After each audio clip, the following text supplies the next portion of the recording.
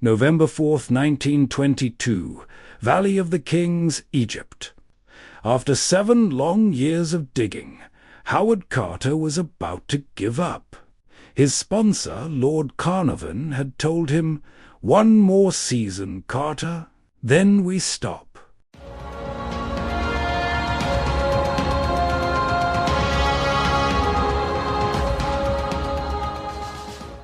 Then, a worker's shovel hit something, a step carved into the bedrock.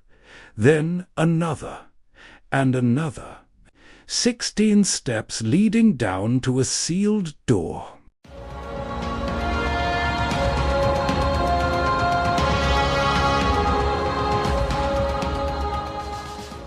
When Carter made a small hole in the door and held up a candle, Lord Carnarvon asked, "Can you see anything?" Carter later wrote his answer, "Yes, wonderful things."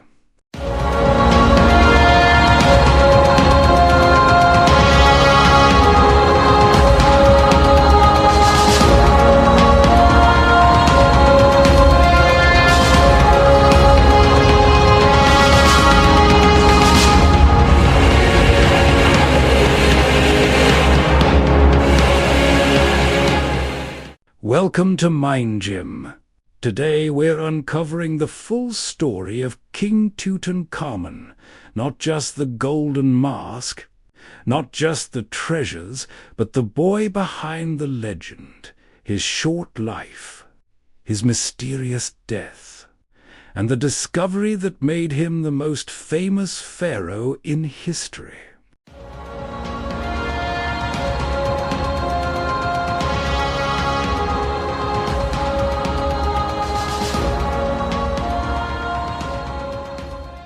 Akhenaten did something radical. He abandoned Egypt's traditional gods, especially Amun, and declared that there was only one god, Aten, the sun disk. He changed his name from Amenhotep IV to Akhenaten, he who is beneficial to the Aten. He built a new capital city in the desert at Amarna, far from Thebes and its powerful priests.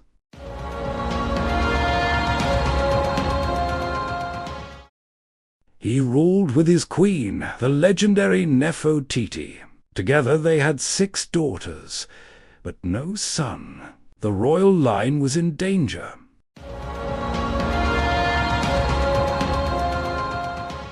Then a son was born, probably from a secondary wife named Kia. They named him Tutankhamun, the living image of the Aten.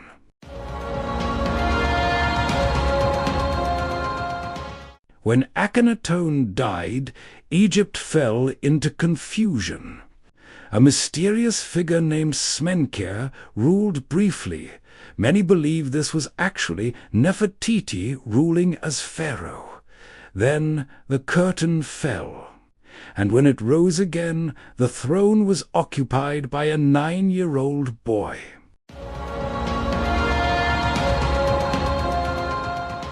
His name? Tutankhamun. But within 2 years, everything changed.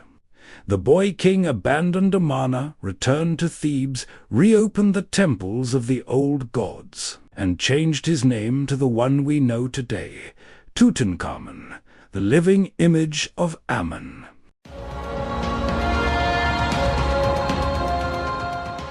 Imagine being 9 years old, and suddenly you're the ruler of an empire stretching from the Euphrates to the 4th cataract of the Nile. Your decisions affect millions. And the people around you, generals, priests, advisors, all have their own agendas.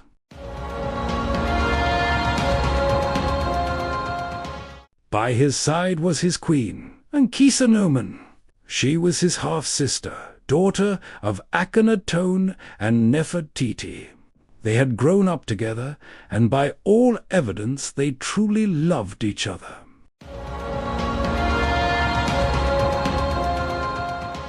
But there was a shadow over their love. Inbreeding was common in the royal family, a way to keep the bloodline pure, but it came with a cost.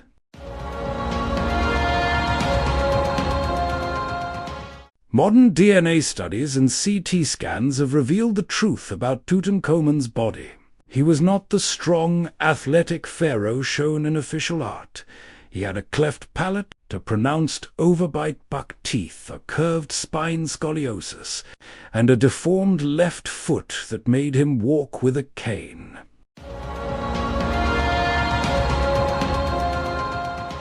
In his tomb, archaeologists found over 130 used canes.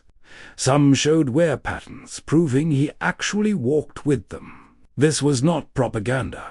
This was a young man in constant pain.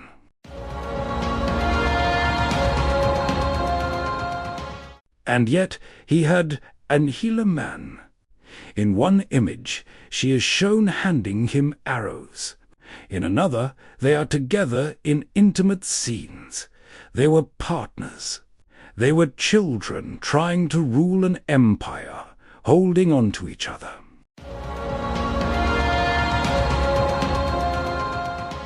Despite his physical struggles, Tutankhamun ruled for about 10 years. What did he accomplish?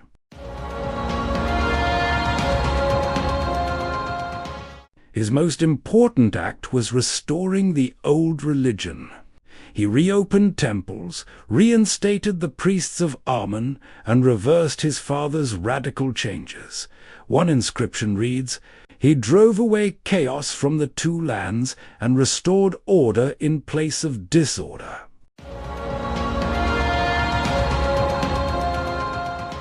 He also led military campaigns. While he probably didn't fight personally, his generals, especially Horemheb, campaigned in Syria and Nubia, restoring Egyptian influence that had weakened under Akhenaten.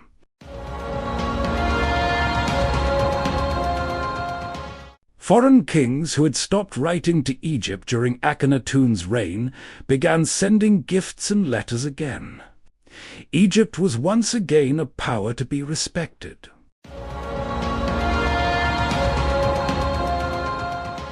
Tutankhamun added to the temples at Karnak and Luxor.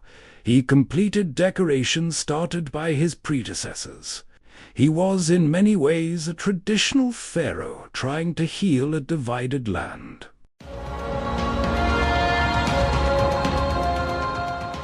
But there was one thing he could not heal. His wife Akhenaten became pregnant twice. Both pregnancies ended in miscarriage. The two tiny mummified fetuses found in his tomb were his daughters, born too soon to survive.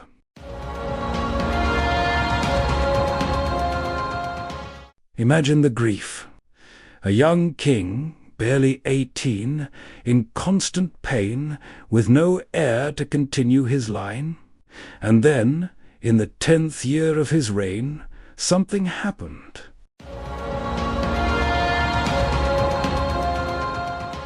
For decades, people speculated, was Tutankhamun murdered? The theory was sensational. A blow to the head, discovered in 1968 X-rays, seemed to suggest a violent end.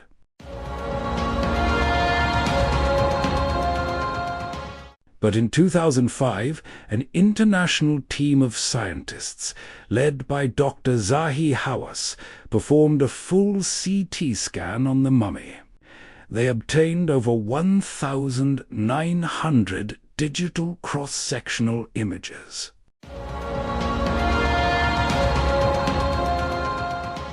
The result? No skull fracture.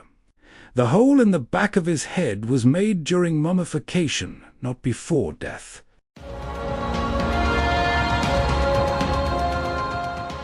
Instead, they found something else. A severe fracture in his left thigh bone. And around the break there was embalming resin proof that the injury happened shortly before death, and that the wound was still open when they mummified him.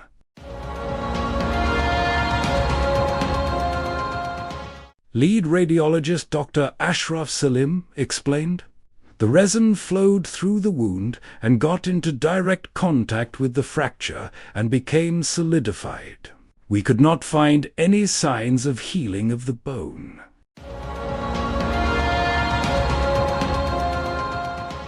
There were no antibiotics 3,300 years ago. An open fracture like this would almost certainly become infected. In a body already weakened by malaria, which DNA tests later confirmed he had, such an infection could be fatal within days.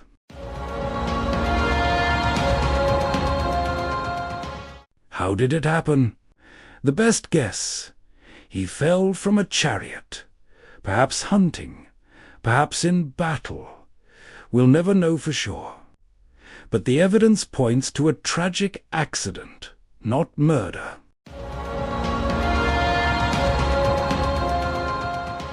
Around March or April 1323 BC, Tutankhamun died. He was 19 years old.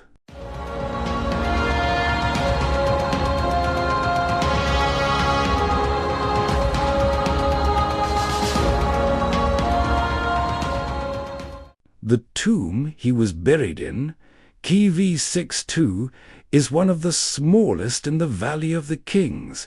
It has only 4 small chambers. It was probably originally built for a private person, maybe his advisor, I.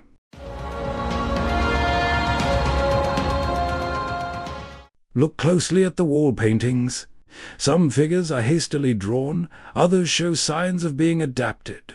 The black marks on the golden shrines, meant to guide assembly, are wrong proof that they were built for a different, larger tomb and squeezed into this one.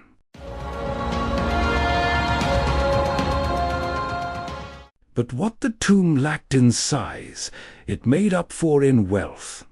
Over 5,000 objects were crammed into those 4 small chambers.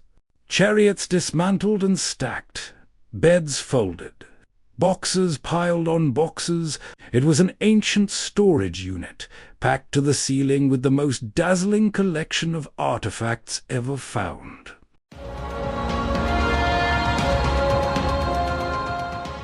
And at the center of it all, 3 coffins nested inside each other.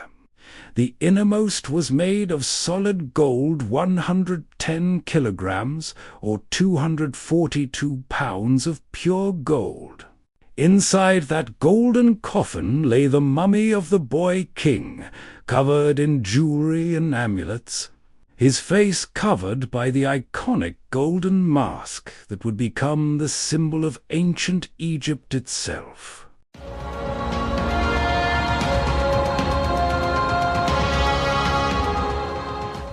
Now fast forward 3,200 years, the Valley of the Kings had been picked over for centuries. Almost every tomb had been found and robbed. Theodore Davis, who excavated there before Carter, declared, "I fear the Valley of the Kings is now exhausted."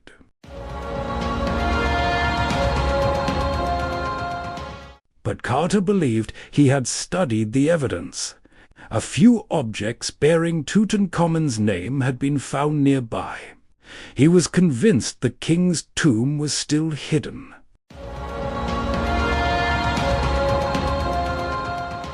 On November 4th, 1922, a water boy helping the team accidentally uncovered a step cut into the rock. They dug down and found a sealed door bearing royal cartouches. Carter sent a telegram to England. "At last hath made wonderful discovery in valley, a magnificent tomb with seals intact, recovered same for your arrival. Congratulations."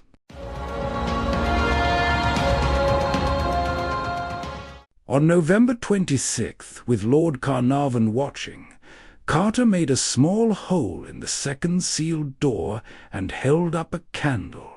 At first I could see nothing, the hot air escaping from the chamber causing the candle flame to flicker. But presently, as my eyes grew accustomed to the light, details of the room within emerged slowly from the mist. Strange animals, statues, and gold, everywhere the glint of gold.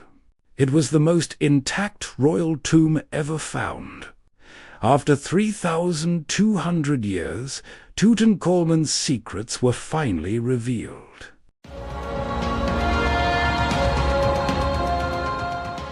But within months, Lord Akhenaten died from an infected mosquito bite. Newspapers screamed about the curse of the pharaohs. The legend was born. In reality, most of the team lived long lives. Carter died 16 years later at age 64.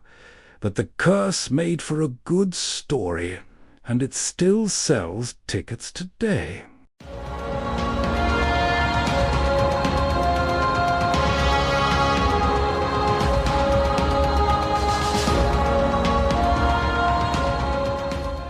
Fast forward again to 2008.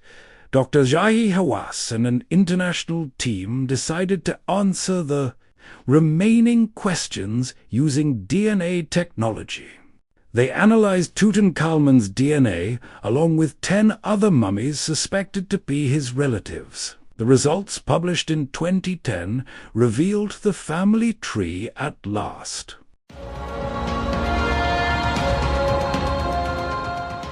Grandfather Amenhotep III, proven. Grandmother Queen Tai, the elder lady mummy confirmed. Father, the mummy from KV-55, almost certainly Akhenaten. Mother, the younger lady mummy proven to be both the daughter of Amenhotep III and Tai, and the mother of Tutankhamun.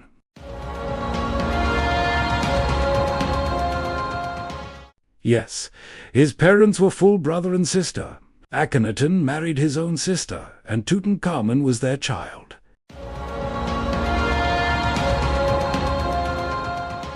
The two stillborn daughters, they were also tested. Their DNA matched Tutankhamun and Akhenaten. They were his children. The DNA also revealed the cost of all this inbreeding: weakened immune system, multiple genetic defects, and repeated bouts of malaria. Tutankhamun was fighting for his life every single day.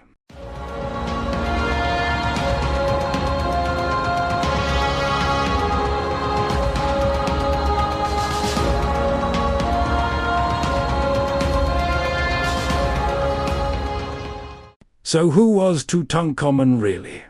He was a child thrust onto a throne during one of Egypt's most turbulent eras. He was a young man in constant pain, walking with canes yet trying to rule an empire. He was a husband who lost 2 children with his beloved wife. He was a king who died before he turned 20, buried hastily in a tomb not meant for him.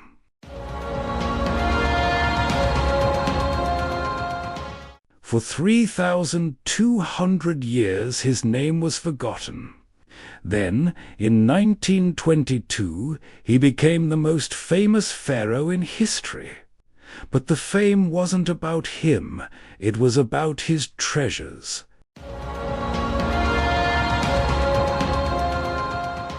Now, finally, we're learning about the boy behind the mask. Thanks to CT scans and DNA, we can see him not as a legend, but as a human being, flawed, fragile, and utterly real.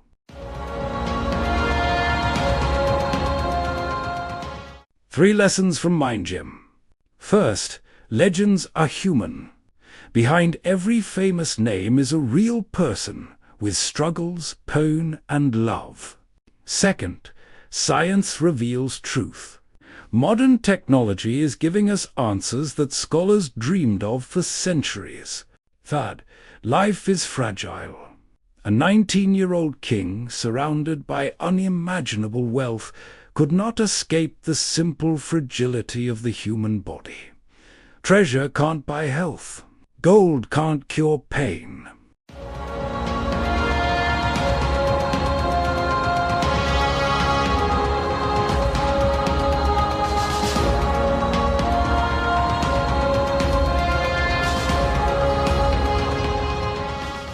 If you enjoyed this journey into ancient Egypt, subscribe to MindGym and hit the bell. We're just getting started.